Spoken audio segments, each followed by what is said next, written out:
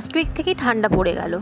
ভেবেছিলাম হয়তো এবার দেরিতে ঠান্ডা আসবে, মানে আবহাওয়ার পরিবর্তন দেখে তো সেটাই মনে হয়েছিল হয়তো বা, কিন্তু না, নভেম্বরের ফার্স্ট উইক থেকে ভালো ঠান্ডা পড়া শুরু হয়ে গেল। মানে হঠাৎ করে আজকে ভোরবেলা থেকে দেখছি জানলা খোলার সাথে সাথে হু হু করে ঠান্ডা হাওয়া ঢুকছে। তো hello everyone, welcome back to my channel. আশা করছি ভালো আছেন সকলে, আমিও ভালো আছি।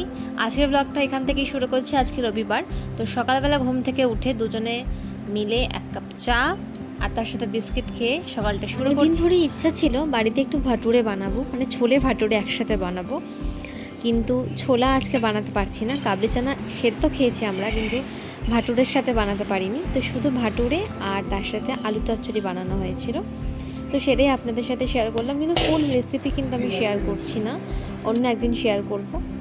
আর রবিবারের সকালে এরকম একটু লুচি জলখাবারে না থাকলে ঠিক ভালো লাগে না, কিন্তু জানি এটা আনহেলদি, কিন্তু তার সত্ত্বেও বাঙালি যেহেতু খেতে তো ইচ্ছে একটু করেই বলুন। তো সকালবেলা খেয়ে দিয়ে উঠে আগে আলমারিটা একটু গোছাতে বসেছিলাম, কারণ শীতের পোশাকগুলো একটুখানি বাইরে বের করে রোদে দেবো, আর তার সাথে গরমের কিছু পোশাক যেগুলো ও পরছিল কদিন ধরে সেগুলো কেচেছি, সেগুলো তুলে রেখে দেবো। কারণ সব বাইরে রাখলে না তখন গোলমেলে হয়ে যায় যে কোনটা কাঁচা ছিল বা কোনটা রোদে দেওয়া, মানে বোঝা যায় না আর কি। তাই ভাবলাম যে আমার শাড়িগুলোকেও একটু অর্গানাইজ করে রাখি আর জামা কাপড়গুলোকেও একটু গোছানো হয়ে যাবে আলমারিতে। তো সেটা ভেবেই আর কি কাজ। আর এই কাজ করতে কি অনেক জামা কাপড় যেগুলো খুঁজে পাচ্ছিলাম না, তলায় চাপা পড়ে গেছিলো, সেগুলোও ফিরে পেলাম।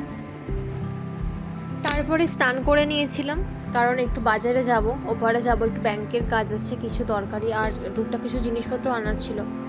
সেজন্য ভাবলাম স্নান করে আগে পুজোটা সেরে ফেলি, তারপরেই বাজারে যাব। তার জন্য আগে পুজোটা করছি। আর আজকে মা লক্ষ্মীকে আমি একটা শাড়ি পরাচ্ছিলাম, খুব সুন্দর লাগে আমার এই শাড়িটা। দুর্গাপুজোর সময় শাড়িটা কিনেছিলাম অষ্টমীর দিন পরানোর জন্য, তো সেই শাড়িটি আবার পরানো। তো ভাবলাম যে তোমাদের সাথেও একটু শেয়ার করি। আর শাড়ি তার সাথে ম্যাচিং যে জুয়েলারিটা পরাচ্ছি, মালাটা পুঁতির সাথে লাল স্টোন, খুব ভালো লাগে আমার, কিউট লাগে আর কি। তাই ভাবলাম যে তোমাদের সাথে একটু শেয়ার করি। তো এই যে আমার পুজো কমপ্লিট। এবার চলো একটু ওপারে যাওয়া যাক, ওপার থেকে এসে বাকি কথা বলছি। না না, ফোন তুলবো না।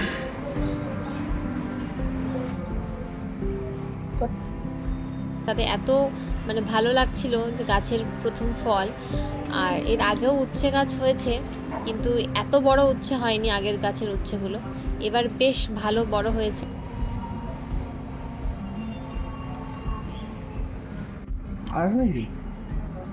কটা হলো তাহলে উচ্ছে টোটাল? অবাঞ্ছিতভাবে বেড়ে ওঠা গাছটাতেও যে এত সুন্দর ফল ধরবে, এটা আমরা সত্যি কেউ কল্পনা করতে পারিনি। খুবই সুন্দর লাগছে আর খুব খুশিও লাগছে মনটা। হঠাৎ করে এরকম গাছে হঠাৎ করে মানে গাছটা হয়েছে, কিন্তু ফল যে এত তাড়াতাড়ি হয়ে যাবে বুঝতে পারিনি। যাই হোক, তারপরে তো একটু ওপারে গেছিলাম আর ভিডিও করতে পারিনি। তো আজকে ব্লগটা এই পর্যন্তই, আর আমি দুপুরের খাওয়া দাওয়া দিয়েই ভিডিওটা এখানেই শেষ করছি। তো ব্লগটা কীরকম লাগলো অবশ্যই কমেন্ট করতে ভুলবে না। দেখা হচ্ছে পরের একটা ব্লগে খুব তাড়াতাড়ি।